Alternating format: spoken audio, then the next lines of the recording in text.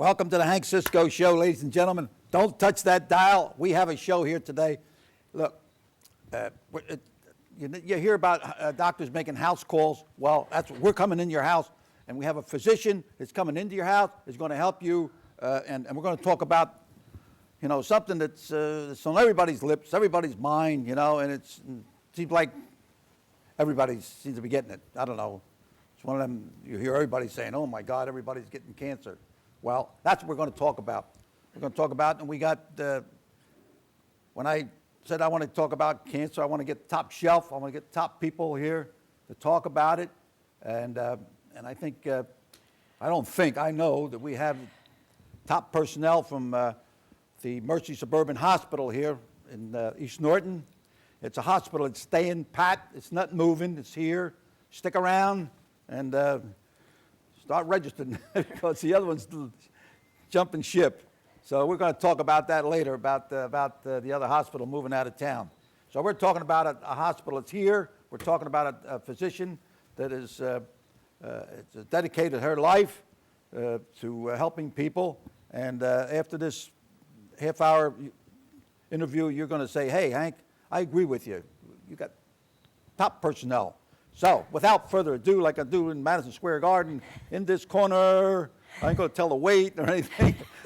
We have Dr. Laurie. It's our version of Dr. Phil, okay? Dr. Laurie, okay, thank you. Thanks, now, Hank. So everybody will get to know you. Now, tell us something about you, where you're from. And, come on, tell me all about it. Hank, I'm a local girl. I was born and raised in Pennsylvania. I'm originally from Allentown, not too far away from the Norristown area here. And I did my undergraduate training at Penn State. I did my medical school at Philadelphia College of Osteopathic Medicine, and I did my internship and residency right here at Mercy Suburban Hospital. I trained as a general surgery resident, and I completed a breast fellowship. So I spent an additional year after a general surgical residency doing just all of the diseases of breast at Bryn Mawr Hospital, also local. Now you're specialized in what? I diagnose and treat benign and malignant disease of the breast. That's right. So, I take care of breast cancer patients, but a lot of people, when they come to me with a breast issue, don't necessarily know whether or not they have cancer. Oh, okay. So they come to me to do biopsies, minimally invasive biopsies, and, I operate, I do mastectomies and lumpectomies, Right. I do some reconstruction, things like that. Yeah, I wouldn't say that when somebody say, okay, the doctor, what they say, that prognosis, is that the word? I don't know. Prognosis, sure. It's cancer. It's not a death sentence. That's exactly right. People, get scared. It's not, That's right. Now, look, doctor, you're talking to a guy that's been around a couple of corners 2 times. That's right.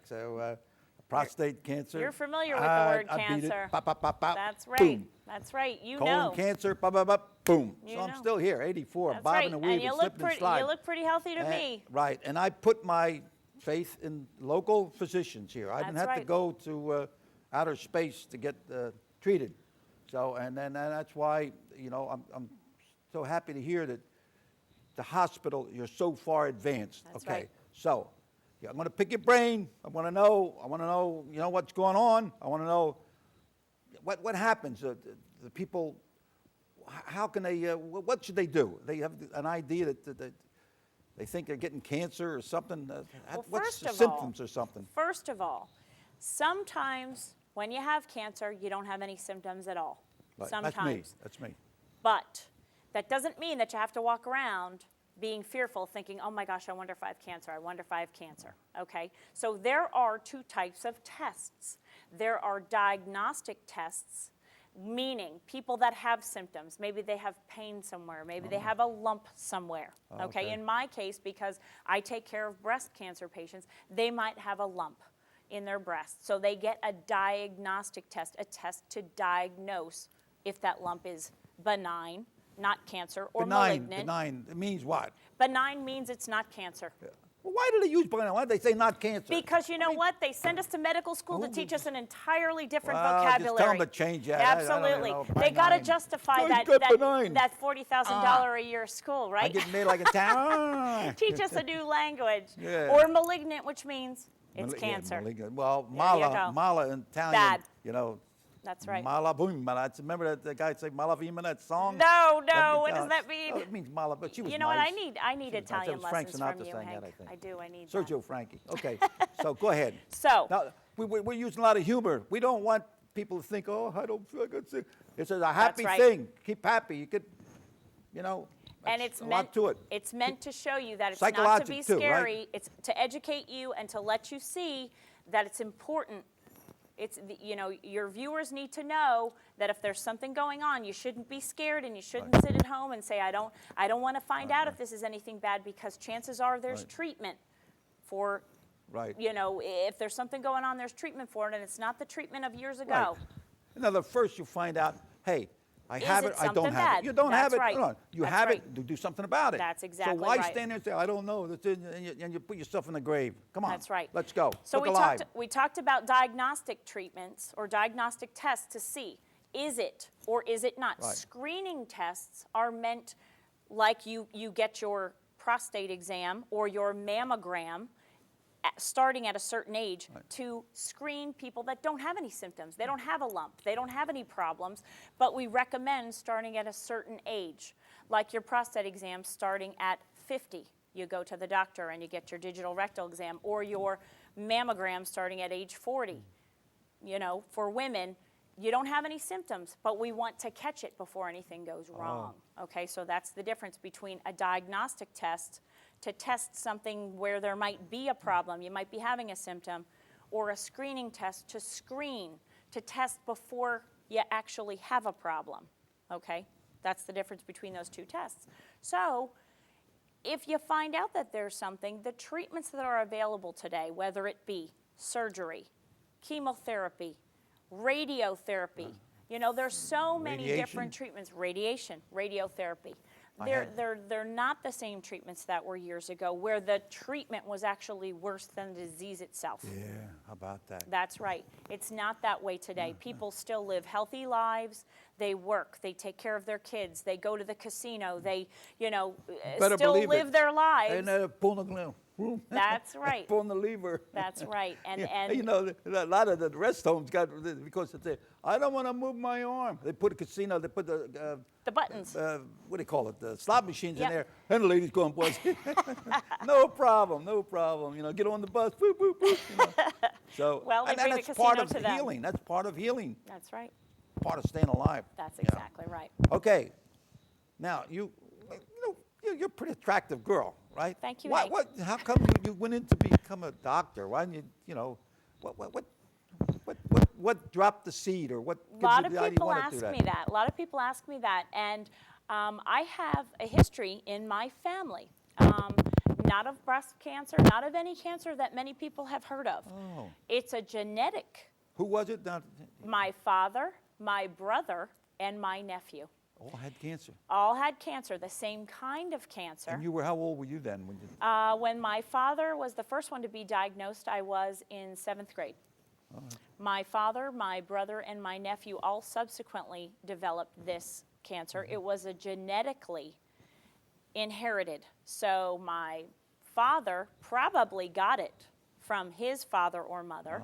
My father passed the gene on probably to my brother, and my brother passed the gene on to my nephew. How about that? So that's one of the ways that you So- can get cancer, actually. So you turned around. What grade were you in when you decided you wanted to become a doctor? Or something? I probably started about 7th or 8th grade, where I was visiting them in the hospital, seeing all these doctors, listening to them talking about this osteochondrosarv something with these words I couldn't really, pronounce, but I thought, boy, this is really interesting. All these doctors, this big team of doctors and all these treatments, and I thought, boy, this would be a place where I could help people, where I could constantly learn something. It was intellectually interesting to me. And, I thought it would be a way where I could use my hands, because I was always interested in, procedures and tools and things like that. Rachel Ray, going to be a cook or something, right? No, you know what? The cooking thing just isn't my thing. You're good. No. Different kind of fingers, right? Yeah, different kind of procedures. So that didn't work out for me. So, that's what really got me interested. Now, since we're talking about Racial Ray, we're talking about foods. Mm-hmm. Now, there are foods that are helpful, and there's foods that Are not not helpful. That's right. We're going to help people so they will get something out of this and, and be helpful. Okay? Well, your parents probably told you when you were growing up, if it's too good to be true, if it sounds too good to be true, it probably is, right? So Right. that's a start, all right? Right. Everything in moderation is always good. High fiber, low fat. Every high fiber diet, That's my cereal in the morning, that's right. Vegetables, vegetables, leafy green vegetables are always good. green. The That- greener the better. The greener the better, Can all I right? spray it with a little bit of Christmas holly or something? No, you can't spray it with Christmas holly. You got to keep your diet high in fiber. Fiber. The four food groups are important. You have to have calcium in order to keep your bones strong, but you can't, the saturated fats, the fried foods, those are the things that are Fried. bad for Well, us. how about fried chicken? Now, I take the skin off. Is that okay? Taking the skin off is fine. The chicken is good because it's a lean meat. But What it was about the fried? fried? The fried is bad for us. That's a Well, saturated can't I do fat. something? Can I wash it off or put it in the microwave and burn it off? It's burn the fried. fat off? That's fried, Hank. That's like and it chicken. tastes really good, right? Yeah. Anything that tastes really good is probably really bad, right? So we got to find a middle of the road. Got to find a new word. What are you going to do? Well, there's Get a good chicken ways that's to not bake. fat. There's good ways to bake chicken where you can broil it, you can put it on the grill. There's Boil lots of it? good seasonings. Yeah. And now you're talking to somebody who doesn't cook, so I'm telling you what's bad for you. I can't really tell you how to make it taste better. Yeah. All right, well, then you're going to have to get Rachel Ray well, on here. Spike it with a little bit of. Yeah, gin. either that or have a before dinner drink. Then everything tastes a little better. How's that? No, but in other words, moderation is what. Everything in right, moderation, Right. absolutely. A lot of preservatives are not good for us. All right, we know that. Things that are a lot of nitrites, nitrosamines, things that we can't pronounce. There are a lot of things that preserve foods for us, but fresh foods, fresh vegetables are always better for us. Things that have preservatives, where dried meats and dried fishes, that are high in salt content, that's not good for us. I like, there's so many areas of cancer that you had mentioned. And I like my show, we're going to be on until June, and I have some openings, and I'd like you to work along with you and John Doyle to be able to, you oversee it as far as the different types of cancer that Sure. that we can, Sure. from your hospital. That's right. I'd like to maybe we take a camera crew over and in the hospital and just step by step. I think that's a great idea. What do you think? Would you I think go that's a along great with that? idea. That's a great idea, Hank, because you know what? Your viewers should see that the hospital is not a scary place. A lot of people think it's a Right, scary place. They also need to see that it's a warm place where they can come for one-stop shopping, to be able to come and get a lot of these screening tests that are important to make sure that they're still healthy, that they remain healthy. A lot of places where they can come for these screening or diagnostic tests. All right. Well, if they need any additional treatments, where they get them, the staff that's going to take care of them while they're there. I think that's a really that's a great idea. You do most all the women's breast cancer. That's right. Well, how about men? Do men get? They sure do. Men get And you would breast operate cancer on them too? I do. I Oh, do. that's right. What's the difference? What am I That's talking right. about? That's right. What am I talking? Sure. Okay, we got breasts. We yeah. all have breast tissue. Men and women have breast tissue. Women have more breast tissue, and that's why more women get breast they got cancer more. than men. Wow. That's right. That's right. Oh, Gina Lolo Bijita, huh? That's right. Well, some women have much more That's than like I other got- women. so That's go- right. But right. the That's- interesting thing, Hank, is when men get breast cancer, it's actually worse. It tends to be Oh, yeah? more aggressive, and it tends to be diagnosed at a much later stage. Wait, run that by me again now. When men get breast cancer, it tends to be diagnosed at a much later Later. stage, Oh, more okay. advanced stage, and it tends to be Why? a Because more they aggressive. because they don't. They don't. they Yeah, don't it's think- a sensitive don't subject think for about it. them, They and don't go around feeling around, they feel like- around. They notice it, but they don't want to say anything to anybody. Yeah, we're the proud guys. The same That's thing right. with the prostate. It's You got it. You we got don't it. like to go there because the guy, like the army. Bend over, That's that right. stuff. So it's another story. But Okay. How do people, I don't know, I just want to ask this question. Well, you did mention something about how do they get cancer? How? Is there a... Well, more importantly, how does cancer develop? Like, what is cancer? A What lot of is people cancer? say Yeah, to me, what is that's- cancer? All right? Cancer, in the simplest explanation, is uncontrolled growth of cells. There's cells in our body. Every single part of our body is made up of cells. Okay? So let's just take, for example, the cells of the tissue in your chest. Okay? The cells are controlled by genes that are the brain of the cell. So the genes tell the cell when to grow and when to rest. Okay, so the gene is the boss of the cell. So the gene is the one who says, okay, now it's time to grow, now it's time to rest. Well, when the gene makes a mistake, it tells the cell, instead of telling the cell when to rest, it tells the cell, you know what, grow. Grow again, Out of grow control. more, out of control. Out of control. That's when cancer happens. Now, what made that gene make the mistake? Was it an inherited problem? Did you get it from You your had it? parent? We're just laying there for years? Was and- it there for a while and all of a sudden it made a mistake? Or was it just from being there so long that it got tired and it made a mistake? Was it from the stress that it was under? Was it from a certain food? Stress can do that? Absolutely. Was it a food? Stress Was like it the what? air? No, we say stress, like on the job? Any kind of stress. Stress in your life, stress on the job. Was it from certain kind of food you ate? Was it the water you drank that had contaminants in it? Was it the air you breathed that had pollutants in it? We don't know. I think like stress, I remember when I was a police officer, we had our walkie-talkies, and you would be driving along, and suddenly the radio would say, car 8, car 8, go to the corner, main decal, child hit. Being a father,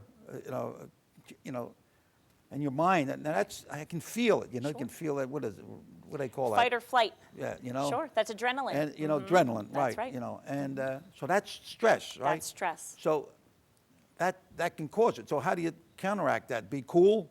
Well, How can you be cool, It's very Experience. right. Experience. Right. and controlling levels of stress when you can. Right. Managing stress when you can. Yeah, yeah. When I used to drive the emergency wagon, and I had a guy took a kid in a receiving ward, and the kid was crying, crying, It was hurt. I don't know what was hurt.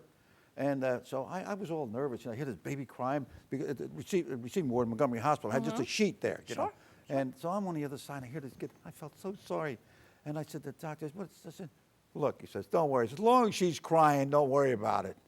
When they stop crying, then we have to worry. Well, see, okay? Right. So it's the same thing we took a first aid course, with the blood. Some people see a little bit of blood, whatever, they pass out. Right. Let's say just wash it off a little bit and put a little pressure on it. So education removes fear. That's exactly right. So you educate, and that's what we're doing. Educate removes the fear. That's right. Right? And That's then right. if you have a problem, you fix it up. Or if What you am I, can't, Dr. Cisco, they'll send you a bill.